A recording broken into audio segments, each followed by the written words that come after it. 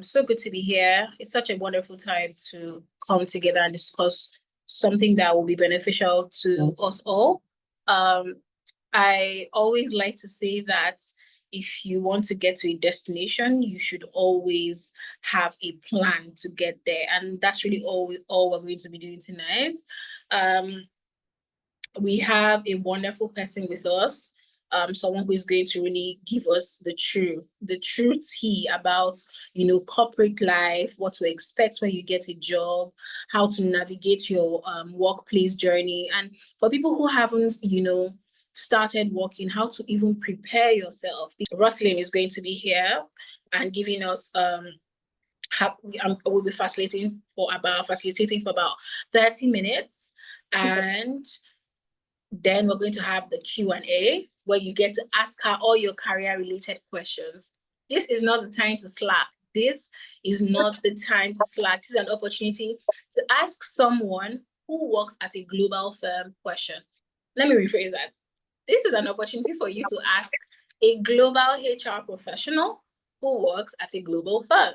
So this, I don't want you to miss any of this. If you're here and you have friends, you can send the Zoom link to them. Let them join. This is not something I want someone to say that they told me about. Please, please, please, just get informed. Just get on your Zoom, okay? I have just about a minute and I'll be bringing Roselyn on board.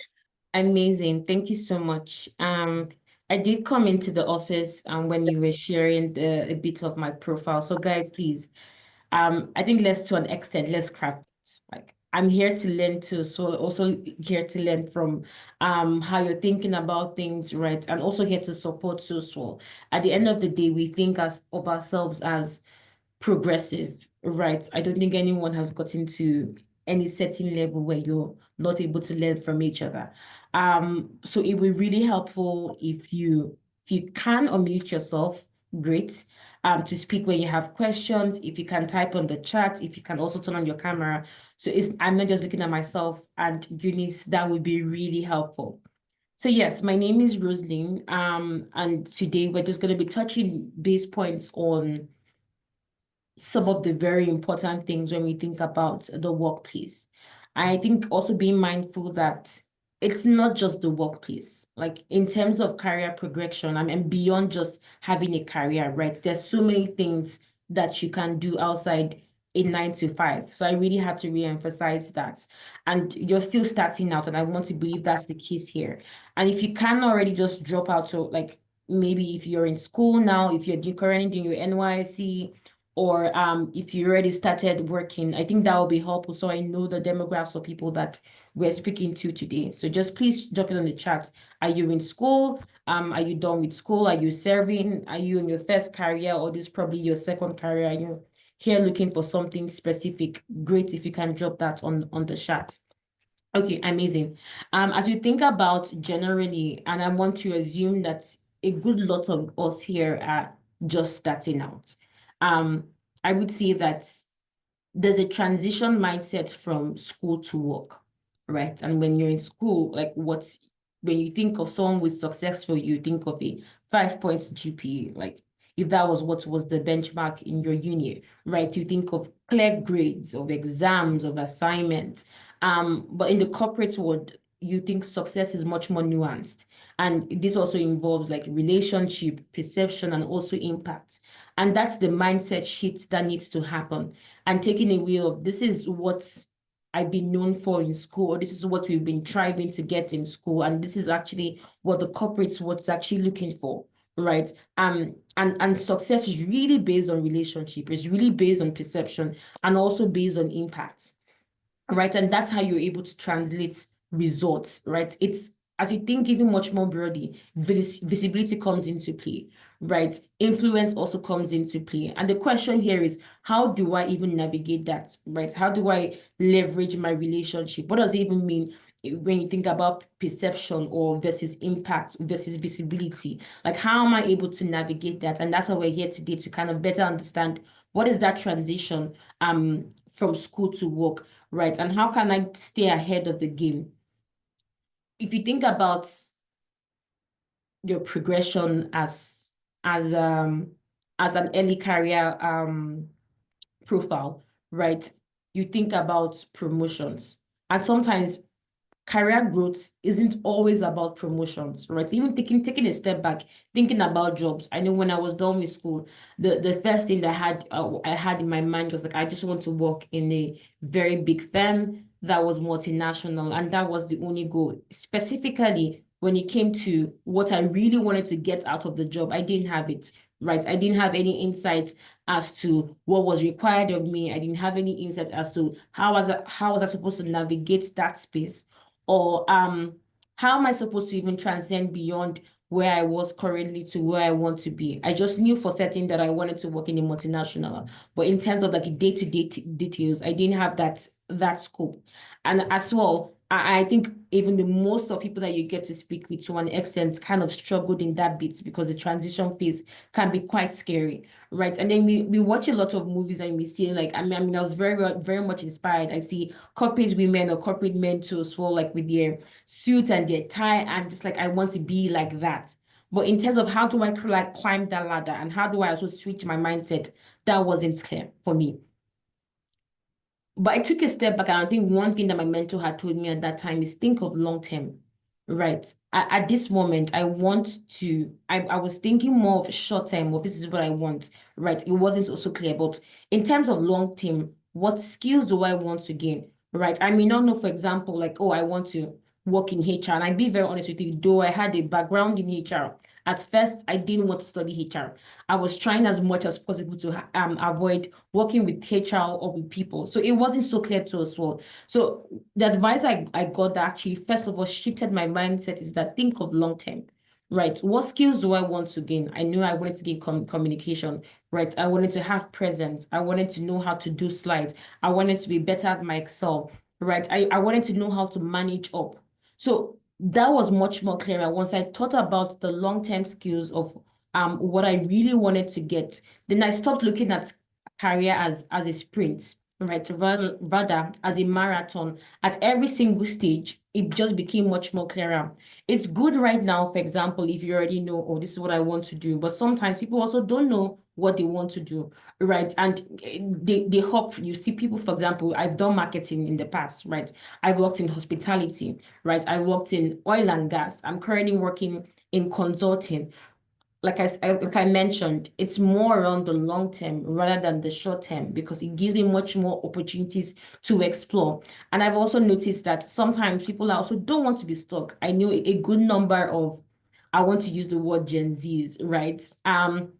But generally, a lot of people also don't want to feel like they're stuck or feel like they're blocked. And that is why thinking about long term helps you because you're not just stuck to a certain place because of the short term needs, but rather you're thinking much more help long term about what specific skills do I want to gain. And that also helps you as you navigate throughout your journey in career. Like I mentioned earlier around career not being a marathon. Career being a marathon and not a sprint. We think about fast promotions, right? Rapid growth. It can be very tempting, but I would think taking a step back and saying, this, I don't know how many of us are already working, right? And if you're not already working, the question is like, does this organization help with my growth? Right? How would they help in terms of like the real skills I want to grow or the relationship to as well? So that's how you think about the organizations that you need to enter. At the end of the day, you need to have that experience to also be able to grow, right? So you think long term, as I mentioned, around how do I also manage the genuine relationship in that organization and think much more strategically. And sometimes it can, like I said, it can be very tempting. We chase titles. Oh, there's a certain role that came out and you've mentioned it's a very, very big role. But you realize that in the day-to-day tasks, like any other person can do it. You're not having any specific transferable skills. So that's why I mentioned around thinking about marathon rather than a sprint. So are there specific transferable skills that I can gain in that role that would help me in tomorrow or that will help me in terms of my long-term plan? So think about career not being a marathon, but a sprint. And maybe to the third is I have this three model, and I call it PPE, right? Performance, perception, and exposure.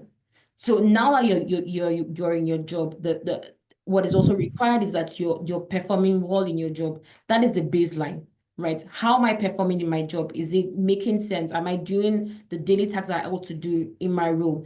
The second is about my perception, right? How do people see me matters. It matters a lot, right? Your personal branding comes into play. Like sometimes we post very random things on social media, and sometimes even in our office and even in our environment, we see that we're not carrying ourselves the way we ought to. Credibility also matters. If, for example, you've called Roselyn, you need to do this, and I've promised somebody I'm going to get it, for example, by 5 p.m. And 2 days time, I haven't gotten that to the person, right? My credibility is also at stake at that space because I'm not able to properly communicate that, oh, I can't get this. Can we see maybe in 3 hours or maybe 4 hours or 6 or even 7 hours? I'll get it back to you the next day, right? So credibility also matters, right? And attitude. And it's something that's very paramount because when you freshly leave school, people don't really know what you can do, right? So you see even in the interview, you're being for most times beyond just what is your background, right? You're also hired for attitude too as well, and how you're able to relate with the people that you get to speak to. So that's something that you also need to maintain. So that's what when you define perception, that falls under that bucket. And the last is exposure. Who knows what your work is? Who knows what you're doing? And you see, for the most of it, a lot of people are doing a lot of things, but the right people who ought to know what they're doing are not getting that visibility, right? How are the people that need to know what I'm doing, seeing what I'm actually doing? Am I getting the right visibility? How is it going to help me to also accelerate my growth in that firm? So that's where the performance, perception, and exposure comes into play. So when you're thinking about growth, when you're thinking about corporate, when you're thinking about your journey, as you continue to work, you think about your performance. How is my performance? What are the perception people have around me, and how can I manage that, right? And who knows what I'm doing? What is the exposure that I'm getting? Are the right people that ought to tell about my work? Are the people that are going to be in the rooms pounding the table, right? Do they know what I'm doing? And how am I bringing visibility to them that this is what I'm actually doing? How am I able to manage up? And then we move to the fourth part around feedback, right? And I would say that feedback is a gift. Sometimes it's not the very best gift because you get to a point where the feedback can shackle your confidence. And that's why you have to separate yourself as Roselyn from the office and Roselyn outside the office. Because we sometimes come into the office, or we come into the workspace, or we come into like the work environment that we are, and we merge the two together. And so when you have a feedback in at work, it goes to you, right? It goes into you, it goes even outside work, and you're thinking constantly about, oh, someone has given me feedback around my Excel, means that I can't really do Excel. What does that mean for me? Does that mean I'm a failure? Sometimes people also think that way. And that's why you need to separate that. What we've also seen in the workplace is that not everyone can give feedback, right? And sometimes it's a bit muddled up. And that's why you also have to have the right discernment to pick what is the key to me, right? Some of this feedback, I don't agree with it. And I hear you, but I don't agree with you. But what is the key to me? What can I take from this feedback that would help me? Because it's very important. I would say that if you're not getting feedback, you're just on the road to failure, because sometimes you see that you're doing a lot of things and you think you're excelling, but because you're not having the right feedback, right? You don't know also what in quotes, your team or your direct manager or the company requires of you. So you're just running. You're constantly running, you're constantly feeling burnt out. But because you've not had the right feedback, you're not working strategically, and that's why you need to seek feedback. Now, I don't know how feedback is placed in where your organization or even to your to be organization, but you need to find a structured way to know how to get that feedback and be asked what is required of me in my role, right? And don't be afraid and don't be scared to have that conversation too. So, and whoever your direct support is or your team members will also appreciate it. What is required of me in this role? Great. And how am I merging up, or how am I merging up to what is required of me constantly in my role? Are there specific, and be very, very pragmatic, right? What are my strengths, right? And what are my developments? And how can the team also help me? I think the last part sometimes is a bit shaky because we're taking feedback. Oh, for example, you need to work on your top-down communication, or you need to work on your slides. I see your page making is very bad, or your Excel can be much more better. and then we say thank you, and then we leave. What is the so what? What can you gain from that, right? To an extent, nothing, because your team is also not providing with you the right support. And the question back to the team is, I hear you around my Excel, and maybe I need to understand, for example, how to do a VLOOKUP or a XLOOKUP, right? Constantly, currently, this is the training that I have. Is there any other training or support that the team would provide for me? So that's how you're also able to manage that you're not just, number one, taking feedback and personalizing it. You're separating yourself from, this is a feedback I received from work, right? I'm also sieving through the feedback with discernment and picking what is very important to me, right? I'm also going back and regularly asking feedback around what is required of my role, what are my strengths, what are my developments, and how is the team also able to support me at that time. The feedback has to be objective. You also need to ensure that you're separating your emotions from the feedback. The fifth or the fourth insights we also want to talk about would be more around your boss is not your mentor. I think the easier or the earlier you get that, the better, right? But your success is also dependent on them. Now I'll explain. We understand that your direct manager primary goal is delivering results, but to a large extent, it may not be mentoring you, right? And sometimes your mentors can come within the team, not directly related to your direct reports. So you have to find a way around understanding who is my mentor in this organization or where I find myself in, how can I leverage that? It doesn't have to be your manager, right? It can be your cross-functional team member, right? It can be someone in an entire different team. Think about this, and there are three different things. There's a difference between mentoring or a mentor or a sponsor and also apprenticeship. So really understand between these three where your manager falls into play, and don't be sad if they don't fall into either of these three, right? You have to leverage and find a way to navigate and understand, who can I make as my mentor? Who can I make as my sponsor within the firm? And how can I also leverage that for to constantly grow? I think also something to share here is that you do need a mentor, right? It's I don't know how to overemphasize around this point, right? Because it makes your life much more easier, right? It makes your life, because they tell you the hidden truths that you honestly don't even know. And be honest with you, right? Sometimes your peers can also be your mentor because they're giving you much more insights that you don't even know about yourself. I've had cases where I've done like a presentation, and I've had one of my very close colleagues come to meet me. We're also in the same level, and she was like, Roselyn, take a step back. This is not working, right? And I tell you, like we sat down together, because that's also her expertise. We had to go through the slides like page by page, right? And we went through it, and I got so much mentorship at that time, right? And constantly, when I feel like I want to do like a mini presentation, or I want to work on the slide, like she's my go-to person, right, for that sort of mentorship.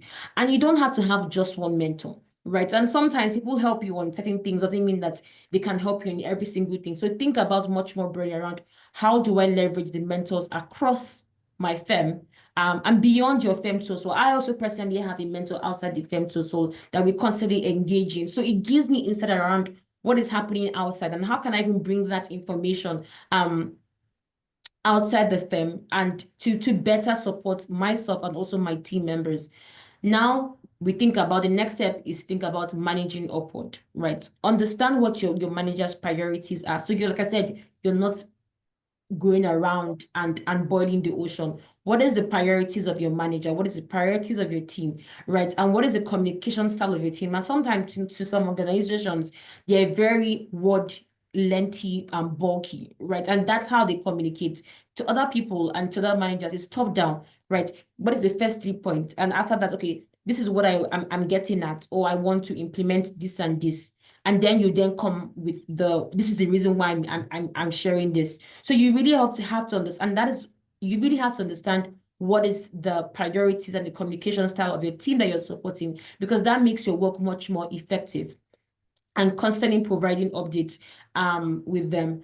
And maybe before I get to the second two parts, I would say that impact is rewarded much more than efforts. Am I making Okay. impacts? Am I showing up and am I working? So showing up and working hard isn't enough. I wish that was the case, right? But it's just not enough, right? What impacts is the results that you drive. People want to see results. They want to see, okay, what is the impact? I hear you. You've been speaking for a long time, but what is the impact? So your work, if your work doesn't create impact, then it's invisible. It won't be something that is prioritized. It won't be something that is praised. And that's why people get rewarded, right? Because they pick on the work and they think about what is the impact here that I can create, that is linked to me, also linked to my team too. So ask yourself, what I'm doing, is it moving the business forward? Because at the end of the day, it's the business. Is it moving the business forward? And if it's not, then you refocus your energy, right? That doesn't mean that you cannot take on other pieces along the way, right? However, is your pin goal or your point here is really what am I doing, or what am I prioritizing? Is it moving the business forward? And if yes, then I continue with it. And lastly, I would say is get comfortable with being uncomfortable, right? If nothing happens when you're in your comfort zone, if your job feels like it's too easy, it's too breezy, you're not learning enough. You need to definitely get uncomfortable and say, okay, what can I do now? If it feels like you're just coming to the office and everyone is sending you many errands, it doesn't help you, right? You can't grow on that. You need to have a work stream. You need to have something that is very structured. You need to have like a work plan for that day, a work plan for that week, right? And if you feel like it feels like you're stretching beyond and it's not working, then you need to take a step back and revisit. Is it something I want to continually do? Or are there better ways that I can manage myself and also prioritize that I'm not being in a pace where I'm constantly comfortable. Rather, I'm challenging and I'm taking a step higher than where I ought to be, right? So think about that much more broadly as you think about navigating your career. So I'll pause there because I feel like I've said a lot. And just to get your thoughts, get your insights, also ask questions to us so we can all learn from each other. Thank you. Thank you so much, Roselyn, for that. Please confirm you can hear me. I think I was having a bit of Yes, I can hear you. I can hear you. Fantastic. So thank you so much for that. As you can see, I've been writing down as well. I think I loved the bit where you talked about the PPE and how attitude is very important, because I feel like a lot of people, most especially like people who are just fresh grads who have no experience, are much more burdened with the fact that they don't have experience. They are not leveraging like other things like their attitude and how that can even influence whether they will be given an opportunity or not. So I really love that. That's like a really that's like something that is going to really like help a lot of people. And I love the fact that you said that impact is rewarded more than effort, because I think we live in, and I know that some people will be like, oh my God, I wish like hard work was rewarded. But I feel like there's a level of self-awareness that you need to have when you're working hard per se, because you're not just working hard for the sake of working hard. If you're working hard and you have an objective, then impact is inevitable. So I love how you put that into structure, so that if anybody right now says that, okay, I want to do something, they are very clear on the goal. Who am I serving, or who am I trying to help, or what is supposed to be the result or the outcome of these actions that I'm making? So, and I feel like that's a lot of like that's a key problem with a lot of people, especially in NYSC. They have a gap year, 1 year, and they have the opportunity to work in a place. They have the opportunity to do community development service, but they haven't really understood how even those little things can make an impact. It's not just about signing up for your CDS, right? Because you know that you don't even have that experience. And even if you told someone that you went for your CDS, like that's just effort. But what can you say happened when maybe you guys were in your community development service, you decided to like provide like materials for people who are underdeserved, right? Like school or something, materials that help to make their lives better. So I feel like that particular point really stands out to me. I'm taking it personal because it's not enough to just work. you need to have an end goal in mind. So I'm really inspired by that. Thank you so much. So are we moving to another part entirely, or you'd like to take questions now? Questions for sure. Thank you so Okay, much. Thank you so much. So many fantastic. questions will be helpful now.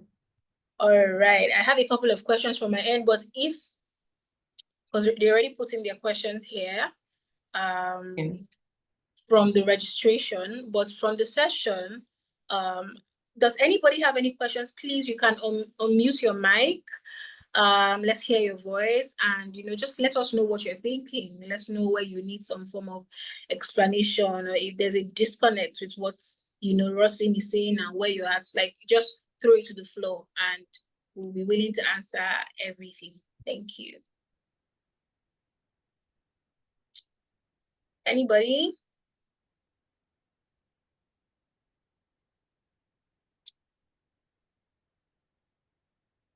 Okay, I think, are we shy?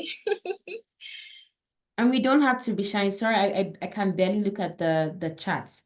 But if you have any questions to us, you can, and if you're not able to unmute yourself and speak, happy for you to drop it on the chats. But there should be at least some questions from your own end so we know how to also navigate.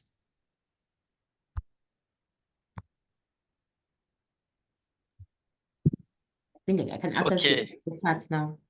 Because in that career path, you always have job opportunity that comes with 5 years and above experience, 5 years and above experience. Now, my question is, in that circumstance, in that situation, what would a young career personnel like me do in order to fit into that career path? Because you can't find a job experience in that very path that required 2 years, 3 years. It's always 5 years and above. What do I do? Because it has been a really concern to me. It has been an issue to me. Thank you. I don't know if you get my question, please. Exactly. We do hear you. We do hear you. I would say that you can be very much open, right? And career progression is not one way. It's not like this is the straight path, my way or the highway, right? I gave an example of I didn't have a clear idea to an extent of what I wanted to do. What I knew is that I wanted to continue to build my skill. And what that gave me the opportunity is to work in, for example, oil and gas, right? I've worked in hospitality, right? But during that period, I was able to gain transferable skills.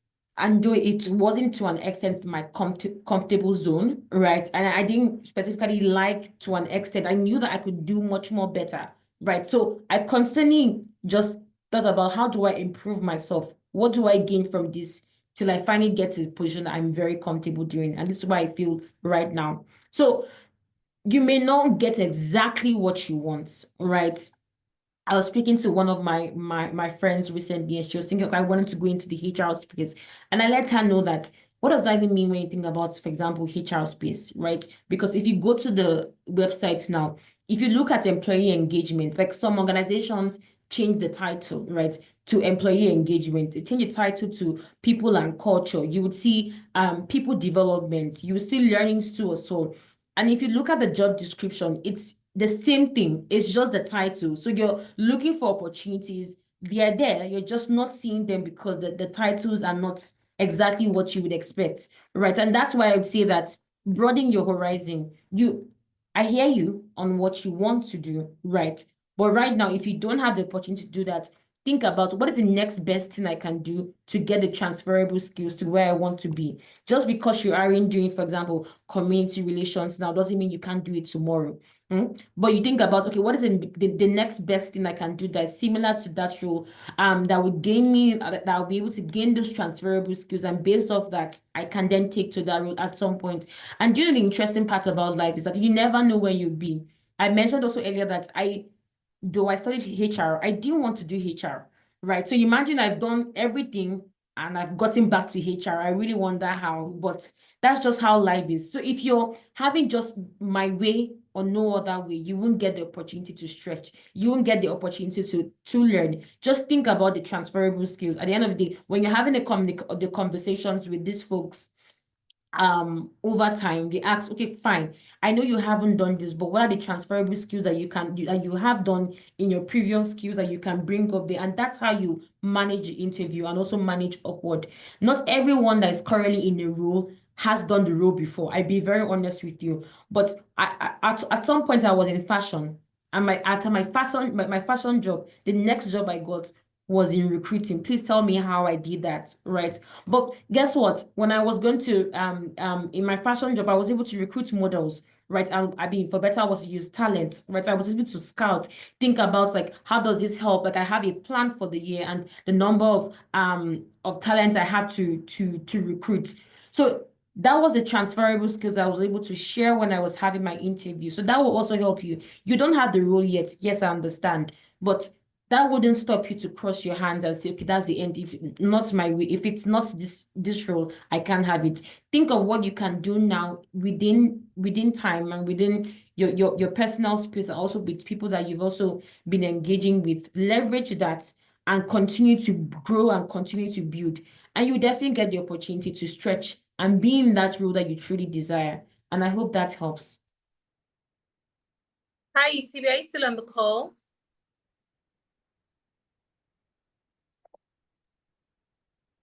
Okay, maybe he dropped off, or I don't know. But thank you, Roselyn, for that response. I think it's really very packed, and it sort of answers a couple of questions. Like, you know, when you have like a lot of questions and then one answer just like covers everything.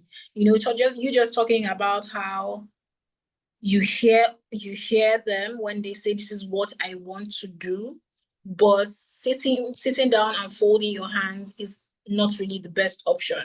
You know, and then just having that insight or that insightful, you know, perception to want to look at a job description way past the job title. You know, if it's like not you know, what's like, you know, even just looking at a job description to even drill down line by line to how this suits your already existing skills. I think it really requires some sort of, you know, thoroughness and attention to detail, which is actually very important if we want to build like good career. So thank you so much for that. If there are no other questions from anyone, I'll like to read the questions that we have here. This person is from South Africa, and he said, Amikela, he said, how do you pick a career path as someone with multiple interests and align yourself for the role without any professional experience in that industry? So I missed a chunk of what you said. How do you pick a career path? How do you pick a career path as someone with multiple interests? This person is saying, I love this, I love that, I love that. And align yourself for the role without any professional experience in that industry. So maybe there's a role opening right now, right? And I have so many interests. And I'm just like, okay, I have many interests, but there's just this one role. How can I align myself and my many interests to that role? And you know what's bad? I don't even have any experience. So it's like, what am I going to do is what he's asking. Well, I would say to an extent, sorry, I'm just thinking because I don't have the full context around like what roles is he looking for and are they similar, right? Maybe he has interest in being a dentist, and then he also likes HR, like I mean, yeah. But let's say that these things are a bit similar, right? And I'll take a step back. I give an example. I do have interest in events management, right? It's something I would happily do any day, anytime. Call me, like I'm down for the party, right? I do have interest in also speaking to people and engaging people and helping them in terms of their career to be able to navigate that nuance, right? I have an interest in really understanding what the business is, right? It's beyond just the people, like what are we even doing? Like, why do we have this company in the first place? Like, I mean, I definitely want to be in that position where they're making the right decisions for the business as well as the people. Yeah, and I also want to be at an organization where, for example, I'm able to constantly grow right? Or navigate for the better words to you, to constantly grow in the firm and also push myself forward. Now, these are various interests that I have, right? I mentioned events, I mentioned speaking to people, I mentioned understanding what the business is, right? And I mentioned really helping people with their career as they continue to grow within the firm. Now I want to go into in quotes, like I want to go into the first job opportunity that I do have currently. I'll take a step back and see, does this organization give me the opportunity to stretch, right? And honestly, and these things don't have to be, like I said, it's not a one-way road, right? I can be in an organization, for example, working with people, right? But as I'm having the conversation with people, I'm also thinking about the business simultaneously, because that also helps me. I'm not just thinking about, okay, where do we stack our profiles, but taking a step back and thinking much more broadly, okay, what does the business need, right? Based on the business need, I'm able to staff my profile. Now, you see, I'm doing one thing, but I'm also managing the two boats at the end, right? I don't have to be just stuck to my role. There are always end of the year party events, right? Or there are like some Women's Day events, for example. Fine, I can leverage that to be able to do channel my event management skill. It's not a proper event, for example, but you can see how I'm able to transfer that into various places. So you really have to be open. The first one, do you have the appetite to do the work that you want to do? Yes or no? And that's the question only you can answer. You have to say that, okay, fine, I have the appetite to do the work that I want to do. And within the space that I have, how can I be able to create that? And there are many times that people come into interview, because I've been a recruiter at one point, and you see people will ask like, oh, I want this. Does the company can you afford me an opportunity to do this, and this, right? And we do have it in the company. You just don't know if you don't ask the correct questions. So ask the right questions, ask as much. The basis of the foundation is that I love the work that I'm doing. And based on that, how can I be able to express my true interest? And over time, it will just become much more clearer. I would say that when I was like growing up in my career, I would say that I really fancy people that they had just one clear head. I want to be a doctor, Straight zero, up. nothing, clear, right? And then they were so impressive because everything that you see, it's a clear path, right? So for others, we didn't have a clear path. It was like, fine, I mean, and I also really love doing so many things. Fine, I will do this today. And I say, if it doesn't work for me, it's okay to say no. Like it's never that serious. The moment it doesn't work for you, that's okay, right? I find something else that works for me, right? So just see how to navigate that and ask the right questions. That's what I would say. But first of all, you really need to enjoy what you're doing. And then based off that, you can be able to stretch. I hope that Yeah. answers the question. Thank you so much for that. I think it really does a great service to that question. Like, and what something I would just really like to have is that when people say they have multiple interests, I think it's something that is sort of like something to be ashamed about, something to be guilty about. You are a multifaceted human being, you're not just one person. And if you notice and really do some form of audits of your interest, you see connecting lines. You see how things are able to connect to themselves. So I think the work is just for you to just take a step back and know what you like to do, right? And then just do the work of, seeing how this connects to this. So if you're someone who likes to, okay, let me use myself as an example. I knew that at some point in my life, I wanted to do product management. I wanted to be a communication specialist. I wanted to do HR. I wanted to yeah.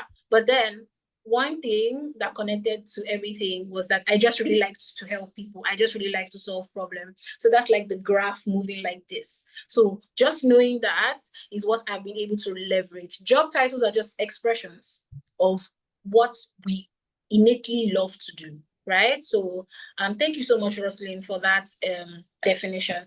So the next question, someone says how to build mentorship. I know that maybe this person is a fresh grad and would like to know how to, person's really interested in mentorship. So, and then a lot of people may not know how to, I know you mentioned a couple of things about how your peers can be your mentors. So I think that's a very important thing because a lot of them think that you need to be like, or have like you need to have Tony Lumilio on dial, for, that sort of thing. Like everybody thinks that your mentor has to be up there, but like, please, can you like throw some light on that for? Okay. And I do like what you've also shared, because I feel like when people talk about who's your mentor, the first thing that comes to your mind, I have Dangote on speed dial. You need to calm down. If you don't have Dangote on speed dial, that's okay. Like it's never that serious. Mm-hmm. So maybe the ask is more around, is this within my firm or outside my firm? And over time, I've also noticed that I've also realized that mentorship, I think it's how we frame it. We frame it like I had to have someone, I don't know, 10, 20 years older than me doing something. Like, it's okay, right? It can be a year gap. It can be even younger than you too as well. Like there is no rule book to that, right? So if I think about within the firm, I would say that maybe look much more broadly, and it doesn't have to be within the team. But is there somebody, for example, that maybe just in my 2, 3, 4 years, 5 years, I do aspire to be? Right. I like, for example, how the person, and it doesn't have to be work related. I had mentors that have nothing to do with work. I just like how they have nice hairs. Like I like how they speak to us. So I like how they carry themselves. And I constantly ask them, like, how can I better manage myself or manage up to? So that can be it. So I'm just looking much more broadly around my goodness. Okay, fine. What do I really want to get? Right. I say, okay, maybe it's around my work, or it's around where I aspire to be. Maybe it's how the person is able to communicate or carry themselves. So great. I think those are the things I'm looking out for, right? To an extent, I do also feel like the person, I'm comfortable sharing with the person. So you also have to be comfortable. I mean, I would say it's a bit weird that you randomly just ask somebody, can you be my mentor? Like, no relationship, no nothing, right? So I mean, are you comfortable with the person to an extent you can share some specific things to them? Think about it much more broadly. And lastly, is like, what value do I bring? Now, please let me take a step back. So it doesn't be like, oh, I have to have done something already, or it's okay. Like, people that are uni also still have mentors, like they're still working out, right? So it's just thinking about and a value can come in many ways. Just me as a person, right? What specific value do I have for my own self, right? At the end of the day, people want to invest in things that they feel like that can have a better turnaround in terms of like their progression, right? How am I first of all even bettering myself, that I want to say, please invest your name or invest your time in me. So it's the real question is, you in particular, how am I investing in myself to ensure that even when I speak to people, of even without speaking to people, they're very keen on supporting me in moving my trajectory upwards, right? So when I've done that to myself, I just think much more broadly around the organization that I'm currently working in. Who do I aspire to be, right? It doesn't have to be one thing. I have a specific mentor when I speak about like my family. I have a specific mentor when I speak about my work. So you may not have one person that you can speak everything to, but just think much more broadly around what are things that I admire and how can I leverage that. And based off that, then think about the cordial relationship. So it's not a master servant relationship. Like, so you want to ensure that there's a bit of connection in that sense. And you don't have to get a mentor because you're working directly with the person. Like I mentioned that your boss or your direct manager is not your mentor. It can be cross-functional work. I've done a project. I've been at the firm where I did a project with somebody on some specific events, right? And that was how we met. The person was nowhere close to my team, right? But we met through that and we realized that, oh, we have a flair for this. And that's how we started talking. And started talking about life. And I felt very comfortable to ourselves because I didn't just stay in my role, right? And just stick to my role. I opened my eyes much more broadly across my department, cross-functioning, and see who can I also gain transferable skills from, right? Across. And then I'll pause on that. If I think about outside the firm, then it depends. How are you broadening your network? Are you just going to your office and coming back? Like, there are many events that people organize when it comes to like networking with women, with mentors. Well, I mean, it depends. This also can be a platform for you to find someone that you're very excited about, right? And you want to also learn from. So when you think about outside, how can I broaden myself? How can I broaden my network outside my organization and also build that moving forward towards mentorship? So I was seeing multiple questions on the chats, but I hope that's answered. I hope that helps, please.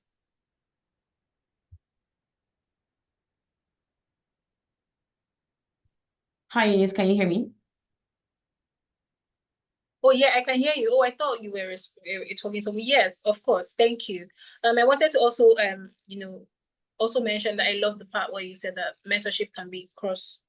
It doesn't have to be related to work, right? Because we find inspiration from the, for lack of a better word, from the most unexpected places. So, just being that type of person that wants to consistently add value to themselves,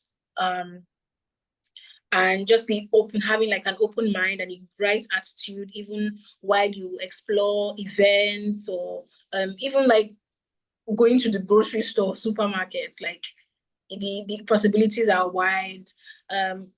Yeah, so I think that question was, really answered. Thank you so much. I'm trying to be very conscious of time because I like a lot of questions. So I will just maybe send the remaining to you. Maybe you can just like do like a write up on it, and then I can pass it to the attendees. Okay. So I think the last one that we're going to take is, what's the outlook on consulting in Nigeria? And what are entry requirements to top firms? I would have said, okay, let's skip these questions. Why don't like you just go to Google and check and see what's up? I would say that too. So, right. Because when you say top firms, they're really broad, right? And I have no idea what the other requirements of other firms will also look like, and it depends, right? But I would say one thing I've also noticed while I was also in recruiting is that sometimes people really don't just go to the website, right? Go to the website, like you want to be in the company, like it's something that you do fancy. Go to the website, try to understand. Like most of this information, I promise you, they're on the website. Google is your friend. I'm very happy for AI now. ChatGPT helps our lives, right? It saves us on so many things, right? Just go into the website and search. That's one. Number two, I would also say is like leverage LinkedIn. And many a times, like you have people that are very willing to coach and really to support. So if, for example, I want to work in a certain company, let's say oil and gas, right? And I've gone to the website, maybe there's specific things that I need more clarity on, right? Try to, I mean, if you don't have that person's contact within your friends, right? Try LinkedIn, send a message, do a nice intro. Don't just randomly say, okay, I'm going to connect with this person. They don't know you, you know them, right? Yeah. So put in the note and say, this is actually what I want to connect on. I think that would also help you in terms of understanding like what the role is or also what the company is, right? Just do your research. That's the best. But I'm happy to answer, like if you send me the questions, I'll take some time to look at them and read that. Great, fantastic. I think I just saw a very interesting question. Someone said, as an early career professional, how can I navigate applying for roles with strict age limits? So I'm guessing that this person maybe finished university at a much later time, and then is maybe like exploring entry level opportunities, but then there's like the age barrier to that. But they're too young to apply or too old. You're too old. So, for example, we have people that Mm. finish like from university at, taking their having like their undergraduates at a much more later time. Mm. And now they don't have like years of experience. So they are trying to like, just try to enter entry level roles, because I mean that's like the next thing after going for NYSC. But this specific role is maybe saying, oh, we're just taking 25 years or just taking 26. You have to be 27 by, that sort of Yeah. stuff. I've seen those things before. I think I'm and not to be biased, I've seen those things mostly in financial services where they see even on the ad, I find it very interesting, by the way, you have to be a certain age. Jarring. But I would also say that you just never know if you don't do it. Like what's the worst that can happen is a no. Most times people miss on opportunities because it's like, oh, this is what a strict rule is. I promise you that if your recruiter finds an amazing person, they would bend the rule for you. Bets. That's on bets. Right. I've mentioned I've been a recruiter at some point in my career. Right. If this profile is wow, what you've some of these things, there are ways that they can navigate, but you never know if you don't apply. So I would definitely advise apply. right? Apply. And if it's an ATS that kicks you off the call, sorry, I had someone coming to me.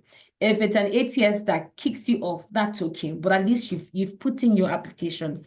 Number two, I would also say is that just because financial services have said that there's a specific age limit, what happened to oil and gas, right? What about consulting, right? The FMCG. There are many other things. And I think that's still the point, right? You don't have to limit yourself to one thing, right? There's no box in this life. Like when you were created, you weren't created in a box, right? You're free to do what you want to do or what you desire to do, right? So in case this is the limits, right? And you know with ATS, like it kicks you off, right? And you're unable to apply for that. That's okay. There are many other opportunities. But if you're putting your mind as a box and you're restricting your view as to what impact that you can make, you won't be able to get there. So you really need to explore and see, okay, fine. I want to do finance. I mean, it has been my goal since I was very young to become a banker. Now I want to be a banker. I've tried to apply. I mean, I've taken the boot step. I've put in my application. The ATS has kicked me off. They said like, okay, because of my age limit, right? So it can't work. Fine. If it's not banking, right? What about fintech? Right, there are many other things. There is tech companies too as well that can come into place that they do a lot of financial services in that sense. So how can I be able to navigate that space? So think much more broadly. I think that would be very helpful. That would be my Okay. Yeah, I mean, you've literally covered everything. I don't have any single thing to add. So, thank you so much, Roselyn, for taking time. We really, really appreciate your insights, and thank you so much for taking time out again. Like, I can't keep saying that because I know that you're busy and it's a Friday night. You would rather be on your bed sleeping or out just enjoying yourself, but you just decided to take this time out to be with us. Really appreciate you. Thank you so much. Please, if you're still on the call, please kindly say thank you in the comments to Roselyn, because it will really, we're not collecting any money from her. She's not billing us. So do you understand? So this is all free, and the recording will be available to you after this call. So just to wrap up, goodie bags will be sent to you, detailing everything that has been said, action points, to implement moving forward, and questions that weren't answered will also be included as well. If you are not following us on LinkedIn, please go to LinkedIn and follow us at My Career Cafe HQ. The LinkedIn challenge is coming up on Monday, right? If you haven't joined, this is an opportunity for you to join. You're going to be provided with prompts and daily reminders on the post to, start putting yourself out there and, being visible. Anything else that I need to say, you'll see it definitely in the goodie bag. I hope everyone has a good Friday. God bless you, and see you at the next career mapping session. Bye. Bye, everyone.